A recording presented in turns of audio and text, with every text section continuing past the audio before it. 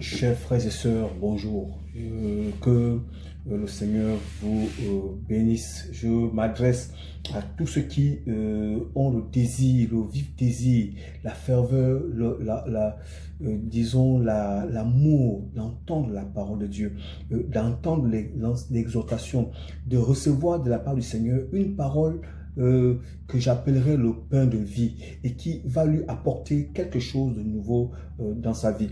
Et que cette parole qui sera votre pain quotidien vienne à changer, à transformer, à bouleverser votre vie et que vous ne soyez plus jamais le même ou la même.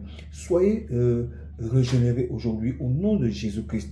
Amen. Alors, pour aujourd'hui, nous avons dans les généralités trouvé un thème qui en fait traite la situation du moment.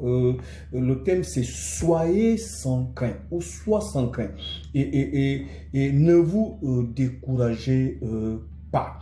Alors pour la circonstance, je vais lire le livre de Deutéronome chapitre 20 verset 3 à 4. Il a dit ceci: il leur dira, écoute Israël, vous allez aujourd'hui livrer bataille à vos ennemis.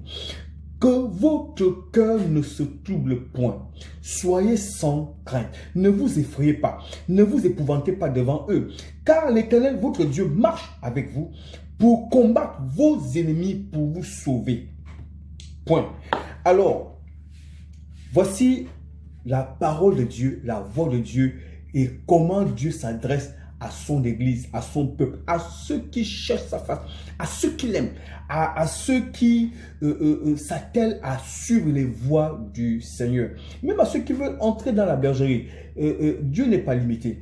Alors, il dit, soyez sans crainte, que votre cœur ne se trouble point. Je ne sais pas... vous savez que nous sommes des milliers et des milliards de personnes sur la terre.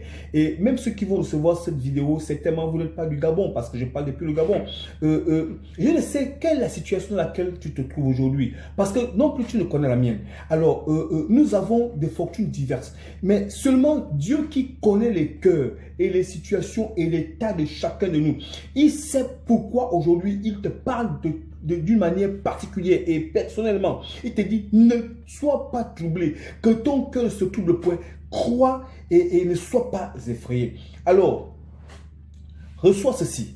Dieu n'a pas fini de faire des choses extraordinaires dans la vie de chacun de nous, même dans notre environnement, dans nos pays, même s'il y a, aujourd'hui un événement grandiose, grandissime, ce qui est le Covid, qui est en train de modifier, changer les habitudes, transformer les vies négativement. Et il est en train de faire imposer un autre style de vie à toute l'humanité entière. Alors, parce qu'on parle du Covid, il y a une psychose, et je veux dire mondiale, qui s'est installée parce que ceci est entretenu. Ça c'est une parenthèse.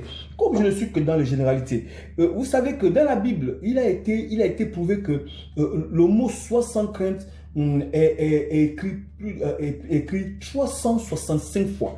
Ça veut dire que chaque jour, il y a 65. Dieu te dit 65. Chaque jour, 65. Même quand tu es dans une situation de précarité, 65. Que tu sois SDF, sois sans crainte. Que tu sois mendiant, sois sans crainte. Que tu sois au chômage, je ne sais quelle est la situation, mais vraiment, sois sans crainte. Vous savez, je vais dire ceci. On ne pourra jamais parler de victoire sans qu'il y ait eu combat.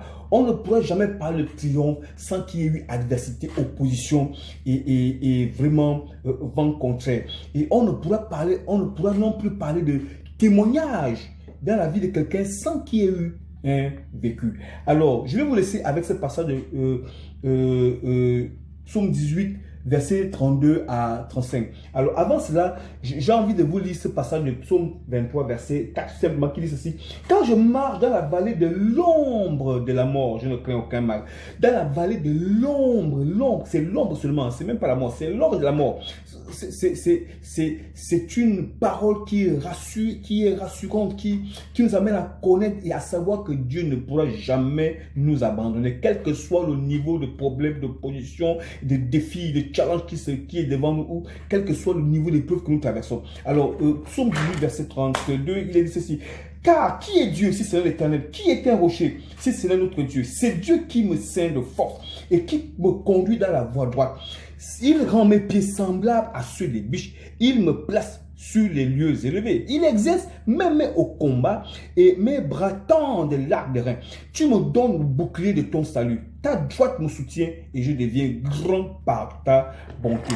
Demain, nous allons maintenant développer afin que j'en suis très sûr, chacun de vous soit encouragé et que si tu étais courbé, tu te redresses et que si tu étais abattu, que tu trouves à nouveau on appelle ça comment? De l'espérance, parce que Dieu n'a pas changé. Soyez bénis au nom de Jésus. Amen.